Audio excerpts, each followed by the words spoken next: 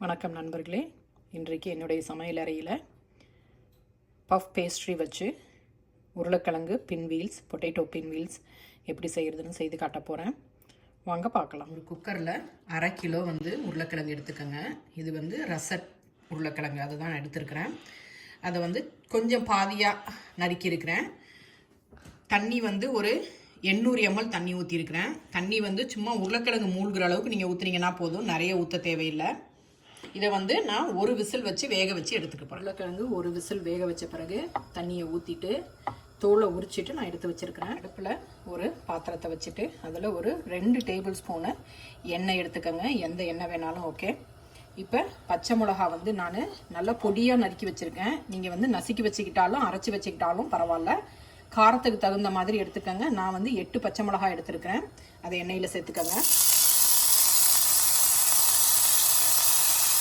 மிளகா வதங்கினதும் வெங்காயம் நல்லா பொடியாக நறுக்கியிருக்கிறேன். ஒரு வெங்காயம், இது ஒரு 150 கிராம் இருக்கும். அதையும் முதல்ல போட்டு வதக்கிக்கலாம். கூடவே 1 டேபிள் ஸ்பூனு இஞ்சி, 1 டேபிள் ஸ்பூன் பூண்டு பேஸ்ட்டு, அதையும் சேர்த்துக்கோங்க. இப்போ வெங்காயம் வதங்கின பிறகு நம்ம இந்த உருளைக்கிழங்கை இதில் நசுக்கி விட்டுக்கலாம். உருளைக்கிழங்கு சேர்த்ததும் சாட் மசாலா, அதுதான் நமக்கு நல்ல வாசனைக்கு ஒரு டீஸ்பூன் சேர்த்துக்கோங்க. உங்களுக்கு சாட் மசாலா ஃப்ளேவர் ரொம்ப பிடிக்கும்னா இன்னும் கொஞ்சம் நீங்கள் சேர்த்துக்கலாம். மஞ்சத்தூள் ஒரு 1/2 டீஸ்பூன் சேர்த்துக்கோங்க.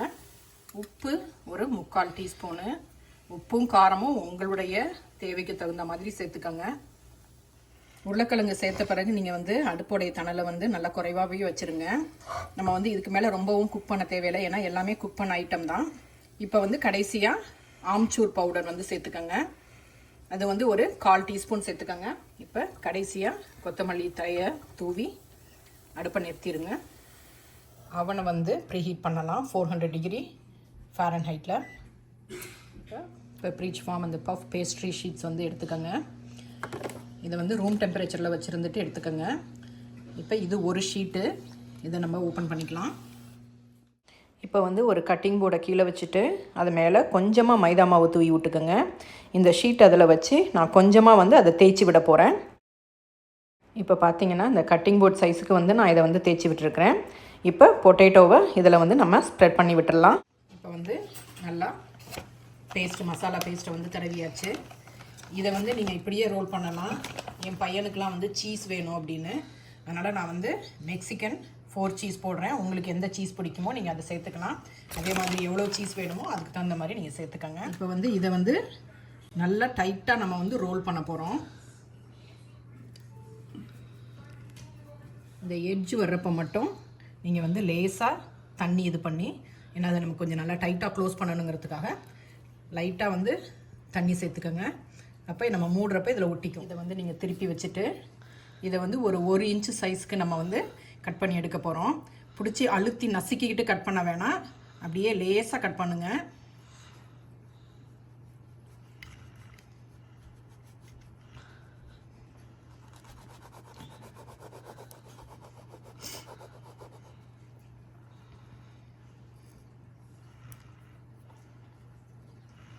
இப்போ பேக்கிங் ட்ரேயில் நான்ஸ்டிக் ஸ்ப்ரே பண்ணிவிட்டு நீங்கள் இந்த வீல்ஸை இதில் அடிக்கிறங்க.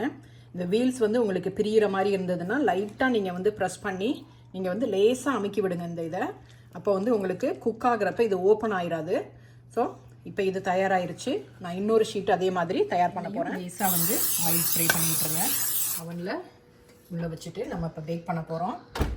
20 to 25 மினிட்ஸ் பேக் பண்ணலாம். ரொம்ப சுவையான சுலபமான பொட்டேட்டோ பின்வீல்ஸ் உங்களுக்கு தயாராகிருச்சு. இந்த ரெசிபி உங்களுக்கு பிடிச்சிருந்ததுன்னா லைக் பண்ணுங்கள், ஷேர் பண்ணுங்கள், சப்ஸ்கிரைப் பண்ணுங்கள்.